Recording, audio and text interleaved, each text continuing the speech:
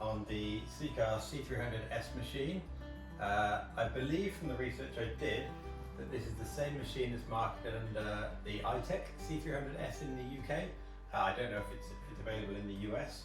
Again, as I understand from the research I've done, Sicar was an Italian brand. A lot of people have the traditional single-use sliding table saw from Sicar. It's been acquired by Leader, who is a manufacturer of equipment based out of China. Still using a lot of the same features. There's been a couple of changes in the table saw, but largely using the same design that came in the instruction booklet. It's a 5-function machine. It's got a table saw. It's got a spindle molder, or horizontal spindle cutter. It's got a planar thickness combination. It's got a horizontal mortiser.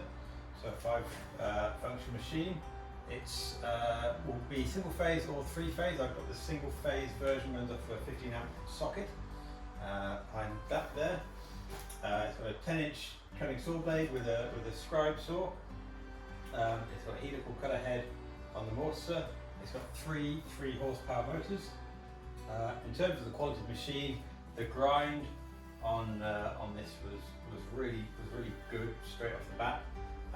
I got it from Beyond Tools in Malaga near Perth in Western Australia. They're the distributor of the machine in Australia, and they shipped that all the way across to the East Coast. I think the shipping took about 10 days or so.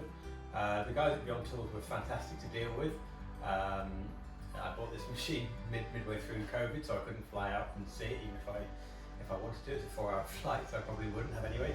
But they put me in touch, Matt from Beyond Tools put me in touch with another owner in New South Wales who previously bought one of these, and I gave him a call. He worked in a cabinet store all his life, and this was going to be his kind of retirement machine, and he'd had no problems with it. So I, off the back of his recommendation, pushed the button and bought the machine, and I can honestly say I couldn't be happier with it. It's done everything I've needed to, and yeah, really surpassed my expectations.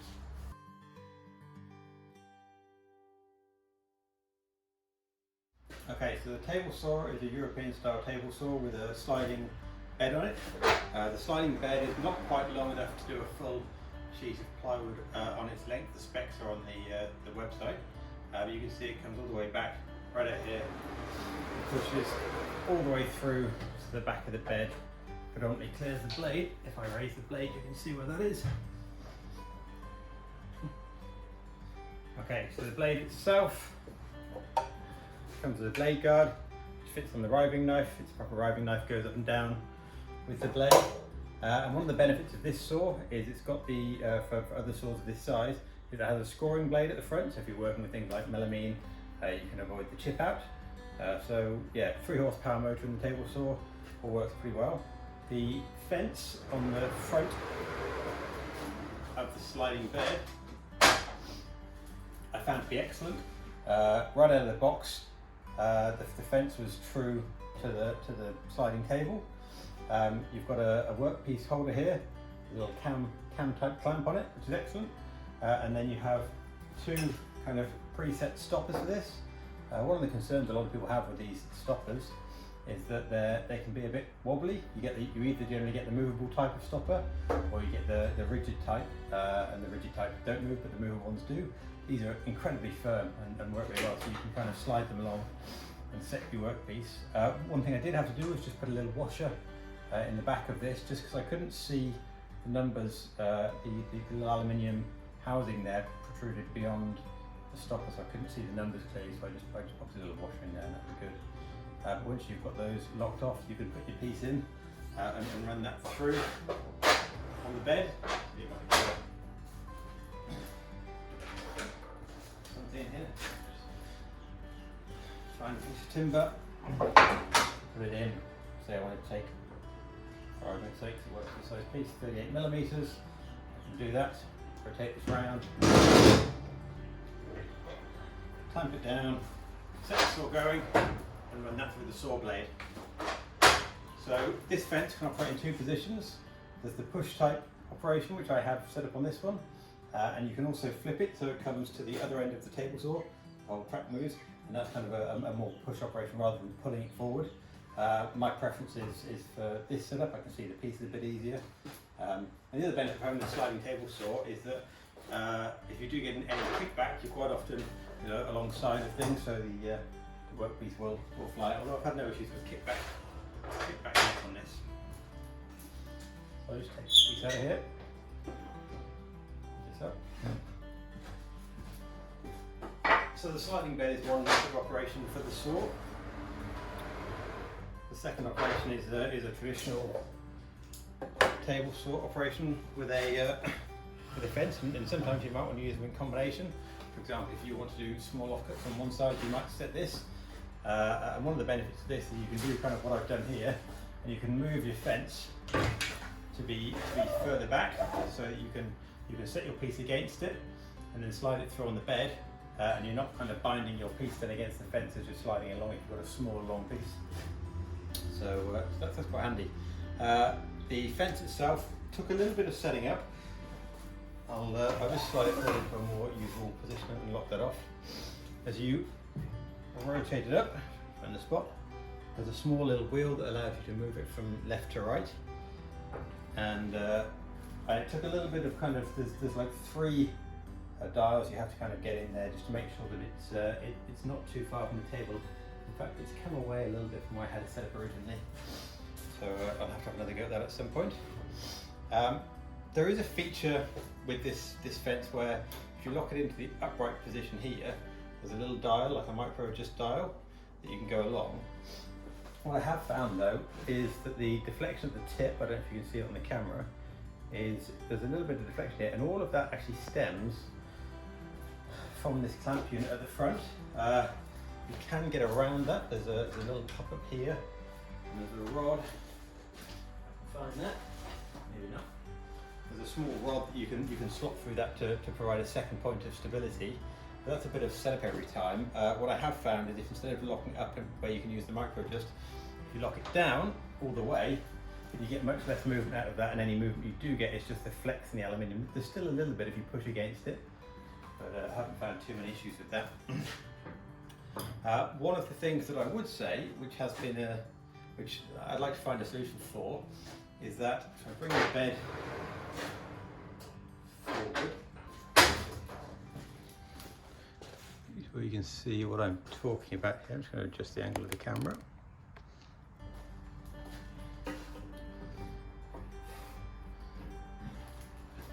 Is that if you were sliding a piece through here and you're keeping your piece on the fence side, so you've got an offcut coming off on the aluminium table side of things, that this little stopper gets in the way at the end. So generally you only want like thin pieces coming off there.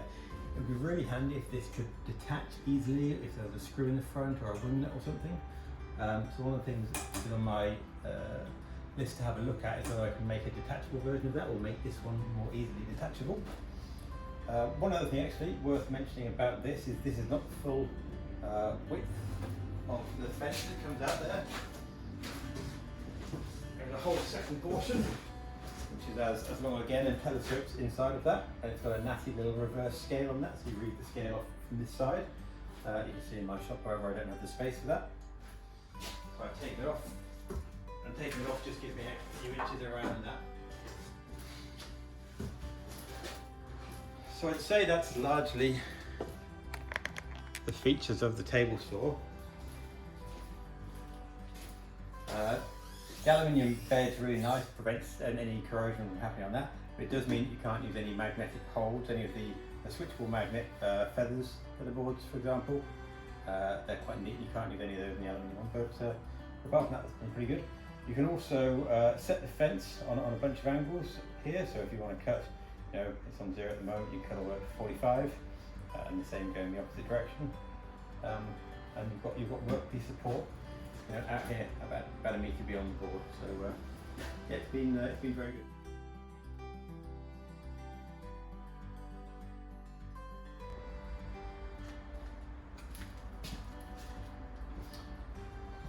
Okay, next up I'll talk about the operation of the jointer. So you can see here, European style guard on the jointer. I'll just put the fence on. Typically, if you want to use the spindle, then you have to take the fence off, or if you want to change from jointing to planing operations. You also want to be taking it off, but it's pretty easy to take on and off. You can see it's really as easy as that to set the fence up. So again, aluminium fence, a little bit of wobble at the end here, not generally an issue, but again, if you want to use that detent, you can actually rotate that up and use the same thing you can use the table saw fence if you really want to stop that from wobbling. If you're doing angled jointing, for example. So again, European style fence can rotate away, which is quite handy. When it's in place, lock it down with just a twist of the clamp knob. You can set this to where you want your piece to be if you're doing face jointing right against the fence. You can see I'm right against the fence here. And then you can adjust up and down just with this screw as well. A really nice operation of the jointer. Again, came really well set up out of the box. Set it for a slight spring joint, which I had no issue with. That's all brought my boards together pretty well. The one thing that was a bit of an issue, I'll move the camera, is, you can see a bit of the arm here, so excuse that. Is the instructions weren't in the manual for how to install the fence holder, so you can slide your fence along. See what I mean? You slide this along. For attaching this to the table, the instructions weren't in the manual. Just look at the pictures. It's relatively straightforward. As with everything on the machine, there's plenty of adjustment in it as well. So if anything's not well set up out of the box, then it's pretty easy to do some fine adjustment on it. But it's been, by and large, out of the box, the machine's been set up very well. You can also see that drop the fence down. I was talking about doing angled work on this, and get down to 45 degrees. So if you want to do any angled jointing, bring that back up, lock it off. I'll remove this. Strong weight, it's just very easy to take off. If you want to go from jointing to planing operations, that's actually relatively straightforward as well. So a quick twist of this quick release knob. I usually leave this in place as I do this. I make sure that I've got the table saw fence well locked, and then there's one little screw to undo here, and the same on this side. And you can rotate the whole unit out in one go. It's quite heavy, and you have to make sure that if you keep the horizontal mortise piece on there, you have to make sure it's in the right position. But it will, as you can see, rotate out quite neatly.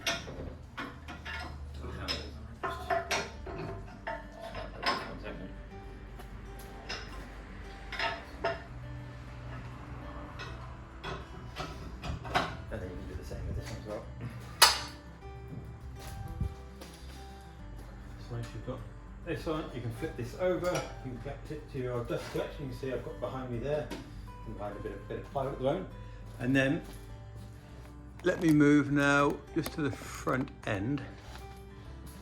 Now the issue like this, as with any of these combination jointer planers, is that when you've got it set up as a jointer, the table is very low.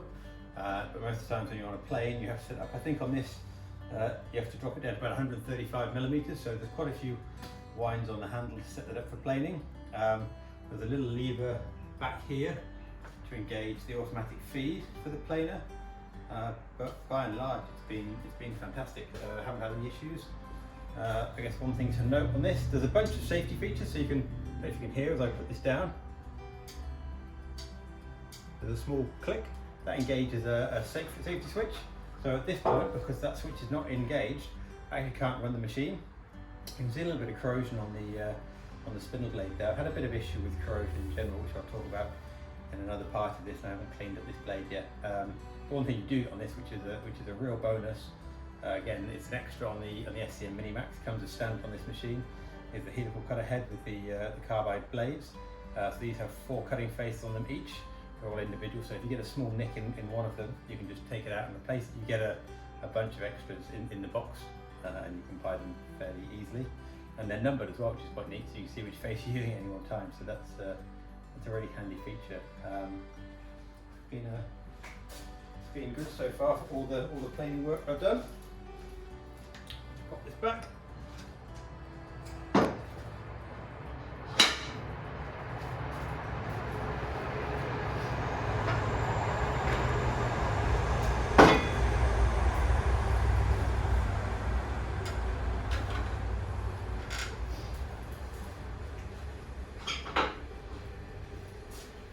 Show the operation of the fence there, maybe up and down as well. I would say I'm a really big fan of this style fence over the OSHA compliant US style fence where it kind of pivots out of the way. If you're doing face jointed work, the work will pass under this, so you can have it all the way across and your fingers just go either side of it. No chance of feeding fingers in. It's a really good system, and definitely I'd say would be my preference, I think, on the two. So I think that's all the operation on the jointer two. You can adjust the infeed and the outfeed. The little crank handle here, that gives you a bit more, or a bit less cutting depth. I haven't really adjusted that too much. I've kind of set it to a nice single pass and tend to go from there.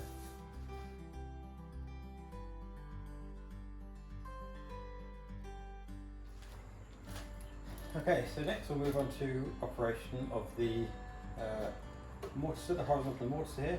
I'm just going to rotate this out of the way. I wouldn't normally leave this exposed like this, but it's actually isolated. Back here. So the mortiser works on this bed, and the drive for the mortiser is actually the same 3 horsepower motor that powers the plane and thicknesser. So these two handles with hollows in the end, so slot over these, and that gives you the adjustment in the in and out direction and the left and the right direction, and the vertical direction is done by this crank handle here. Oh, there we go. So you can see I'm winding it down.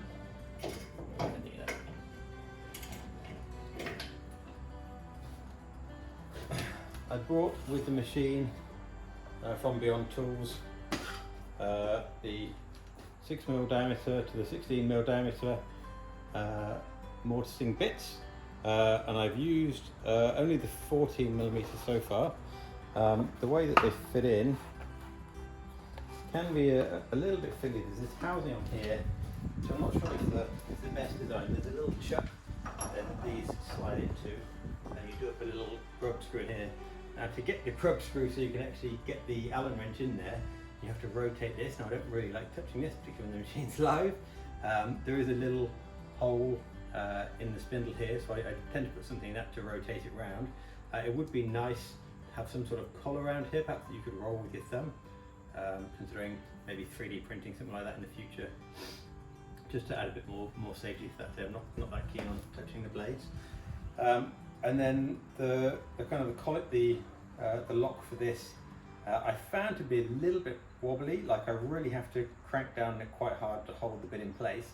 And I found that with some of my 14mm mortises, they were coming at about 14.5mm, so I was having to make sure every mortise and tenon that I cut on this, I was cutting them individually, because the width of the mortise was varying a little bit. Again, I think a lot of that stems from this housing being a bit hard to use. Back to the main operation of this, there's a number of stops in here, so you can set the maximum stop depth that you want to go left, right, and in and out. If I set the in and out, for example, you see at the moment that goes all the way into there. If I undid this and slid it back, see I'm limited to just that movement. So you can set the depth of your cut that way, and then in terms of setting the, take that in a bit further.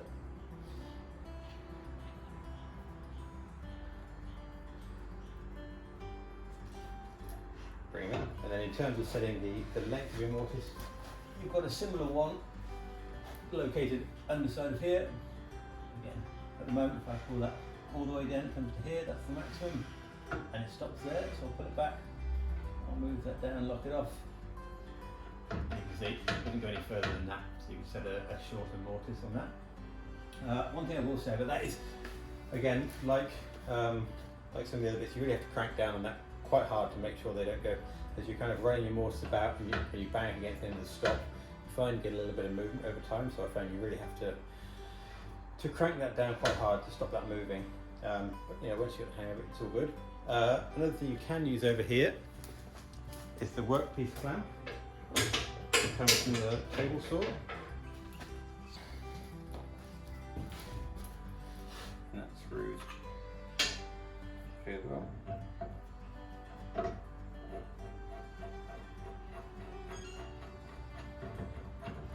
Screw into the hole there. These clamps are great actually, they're really good. You get very little movement when you actually operate the cam in terms of it moving your workpiece forward and backwards. So as you do that, it kind of just pushes it down. Piece of timber.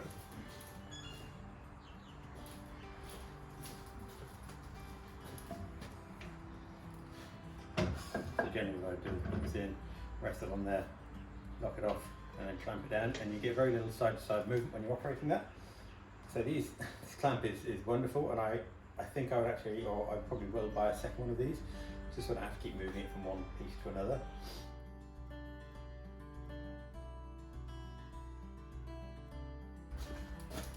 Okay, so next I'm going to talk about the spindle moulder. Now this is a tool I haven't used as much as I thought I possibly would.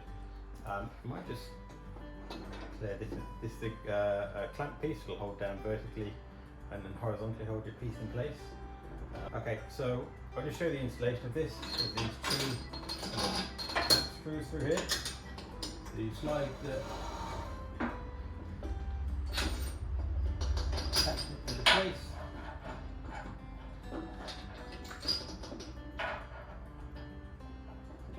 Holes, and in you go. 1, 2. So just lift this head out of the way that I mentioned. Unscrew this.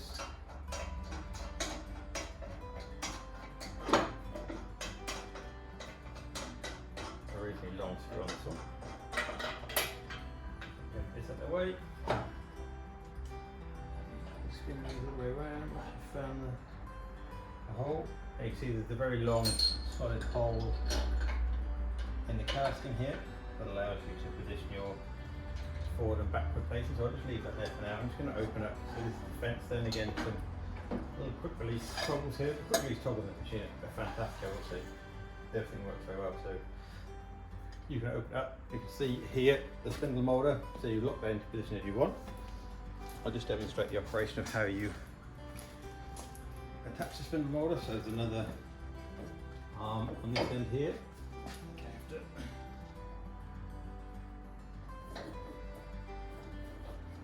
Just wind it like this. This is the first piece comes out. I can take this off.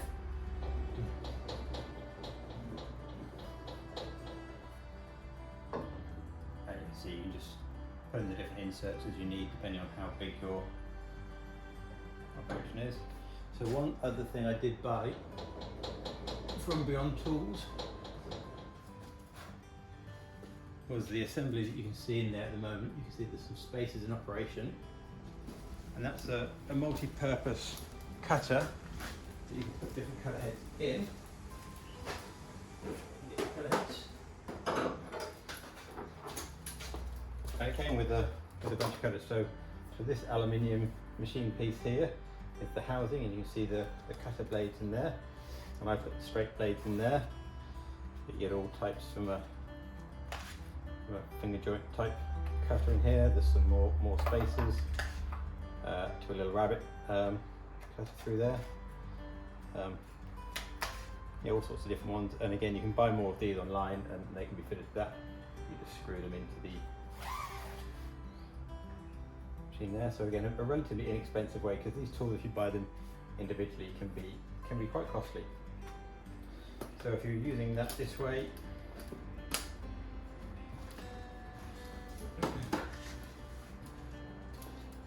you would set the depth. So maybe I wanted to do a little rabbit at the edge of my timber, so I would set the depth here. One thing that I do find a little difficult, I would bring this in probably first of all. Set the depth I want to take it really approximately to start with.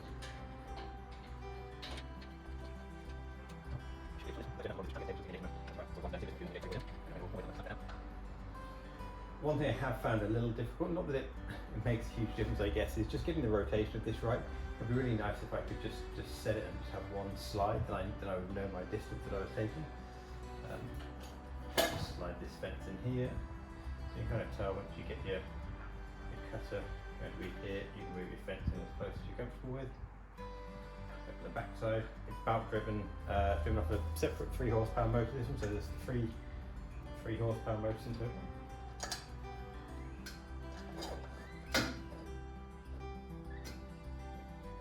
Comfortable with. And then you can bring your shaft down, screw that in position with a screw that's probably just over a centimetre too long.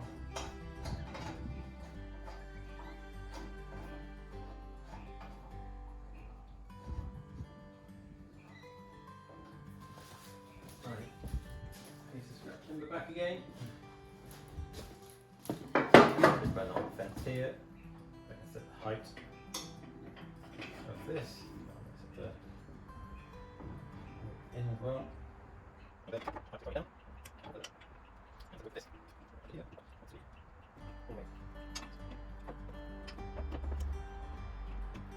It doesn't look to me. See, all that needs is it's probably there's a space on there. Put that against the lock around that. So that's all good. And I can run my piece through and the cutter's going.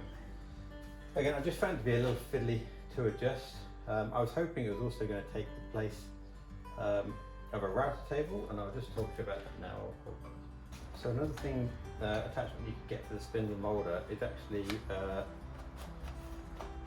like a 1/2 inch or a 1/4 inch, I guess, depending which of these collets you put in there. But yeah, kind of chuck for this. So in the same way that you screw things into the top of this, there's an Allen screw in there, I can screw this into the top of that. I can place whatever collet I would like in that when it's open.